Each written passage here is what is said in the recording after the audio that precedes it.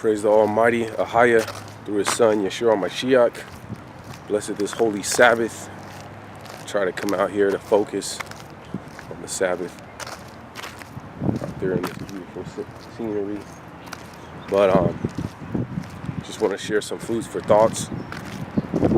In the Old Testament, there's a passage of scripture. I can get it to you later on. I'll probably put it after this video at the end. Deuteronomy, it says, hey, if you have your wife, your brother, your sister, your son, your daughter, and they go and they're serving other gods, and they say, come, let us go serve other gods whom our fathers have not known. It says that you're supposed to stone them with stones. And it says you're supposed to be the first one to throw stones because you witnesses. You bring them before the elders, and the whole city will stone them with stones because they try to turn your heart for serving the true and living God. And it says your heart shouldn't even pity them or have remorse for them. So that could be the wife that you love, that you have kids with. That could be your son that's 16 years old or 21 years old that you grew up with, that you raised up. And you love your son, and it's your only son. But if he tried to get you to serve other gods, or he tried to get you to deviate from the course that is set in the law and the commandments and the statutes and the judgments and the precepts and the ways and the way of righteousness, it says you shouldn't even pity them. You should stone them that they die. You cut off all relationships. They died in the Old Testament. Now in the New, when Mashiach comes, and knowing that we got spread out through captivity, we didn't have that ability to stone people. He says you cut them out for the church, or you cut your tithes. This is why Yeshua Mashiach, he says, hey, if any man love their mother or father or brother or lands or houses more than me, he is not worthy of me. In another passage it says, if any man hate not his mother or his wife or his brother or his son or daughter or lands, it says you can't even be my disciple. You're not even on the team. You're not even on the roster. And that's the problem we have today. I've seen so many times people that want to serve the Almighty, they start off pretty decent, they start off right, but they can't let those relationships go. Whether it's their mom, whether it's their dad, whether it's their job, whatever, it gets in their way and they deviate the course. And they, in their mind, because they're alienated from their relationship with the Almighty, in their mind they think they're okay, but they're not okay. They're not okay at all. Because anything you put before the Almighty, anything you put before the Almighty becomes your God. You put that before, that becomes idolatry. It's not literally idolatry, but if you put your son before the Almighty, then that became your idol. You know, no, you don't bow down to your son and worship your son and offer incense to your son or your wife or your job, but you put something before the Almighty. So you might as well call it idolatry. And that's the thing we have to consider. It's like, what on this planet, it says, love not this world. If any man love this world, the love of the Father is not in him. If any man is a friend of the world, he is an enemy against God. It says, be in the world, not of the world, but be renewed. The transforming of your mind, the renewing of your mind. So, what on this planet are you willing to be outside the Almighty's relationship? What on this planet are you willing to go to hell for? When you see and think about, all right, I want to do this. The flesh wants to do this, but I know this is outside the will of the Almighty. Is this thing or person or place or money, am I willing to put this to break my relationship with the Almighty? If I say I'm the bride of Yeshua Mashiach, because it says the church is the bride and we're waiting for the bridegroom, and we're the bride,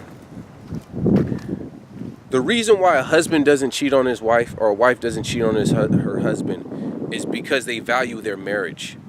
And they say, you know what, a woman may see in a handsome, attractive guy, and he's cute and he's handsome, but her mind will never go there, because I'm not going to risk my relationship. I love my husband, and I'm not going to risk my relationship for a one-night stand or for a fling or whatever the case may be. And the man, that there may be a girl hitting on her, and she's attractive, and his flesh desires her, but he's saying, I love my wife, and I'm not going to risk my marriage for this thing right here. There's no guarantee. Yeah, I may have 30 minutes of pleasure, but then the end result is a divorce, or sell my house, or our kids are living in separate homes. You know, I'm not going to risk my marriage for that. And if we're the bride of Yeshua Mashiach, why are people risking their relationship? Why are they risking their relationship with the Almighty just to please the flesh? This flesh right here, this flesh will get you to do contrary things. I remember when I was in high school, because I was chasing women, I'll sneak out of the house just so I could go be with some girl at night. Just because the flesh wanted it. And we got to crucify the flesh. When we got baptized in Yeshua Mashiach's name, not no Father, Son, and Holy Ghost, not all of that stuff. When we got baptized in Yeshua Mashiach's name, and we made that commitment to be married to him, it's supposed to mean something. And we just don't go out being an adulterer. We don't go out playing the whore on the bridegroom. Our relationship's supposed to mean something. And when we say we gave it all up, then that means we gave everything up. There should be nothing on this planet, nothing on this planet that you're willing to put before the Almighty. Because if you're going to put it before the Almighty, you might as well just go ahead and go to the lake of fire. Go live a sinner. Go live a sinner's life. Because it says it's impossible. You can't not be unequally yoked with unbelievers. For what fellowship righteous with unrighteous? What communion light with darkness? There's no way you could walk as a child of light and still practice the works of darkness. Now, I'm not saying to go be a sinner. I'm saying, hey, choose this day whom you're going to serve. Like Joshua said, choose this day whom you're going to serve.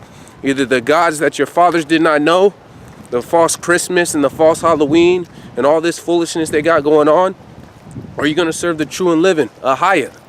I am that I am. You choose. You choose. The Bible also says in Hebrews, in the day you hear the Lord's voice, harden not your heart. As you hear this voice coming forth, as me trying to give you words of exhortation, like, hey, those relationships with those people and friends, hey, you got to let that stuff go. You got to let the things of the world go. It's not worth it. It's definitely not worth it. So, there's a situation, I'm trying to think, bear with me. There's a situation where a brother knew that they had to do the right thing. He was trying to get custody of his kids. And he know if he had his kids come and visit, and he had his kids obey the scriptures, no, you can't watch what you want to watch. Yes, we're going to be keeping the Sabbath. No, you can't eat certain things. No, we can't buy certain things. And no, you're not going to dress certain ways. He know that his kids wouldn't want to live with him and live with his mom. So he loved his kids so much that he let his kids do whatever they wanted to do just to get them. Just to get them. And broke the commandments of the Almighty just to get your kids.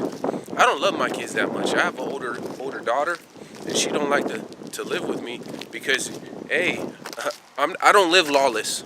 I serve the Almighty. And Joshua says, as far as me and my house, we gonna serve the Almighty. And that's what it is. And I'm not gonna drop no standard to keep no kid. I'm not gonna drop no standard to keep no wife, no job. I'm not dropping standards for nothing. I'm married to the Almighty. And that marriage supersedes anything else on this planet. As beautiful as this place is, there's so much stuff to do. It means nothing. The Apostle Paul says, all that stuff I gain, I count it as dung. I count it as poop. I count it as nothing that I may win Yeshua Mashiach. And that's the mindset you need to have. Every single thing on this planet, we need to count as nothing that we could win Yeshua Mashiach. That when he comes down, he can say, well done, my good and faithful servant, come into the joy of the Almighty. That's the mindset we need. With all that said being done, keep standing. Don't drop standards. Shalom.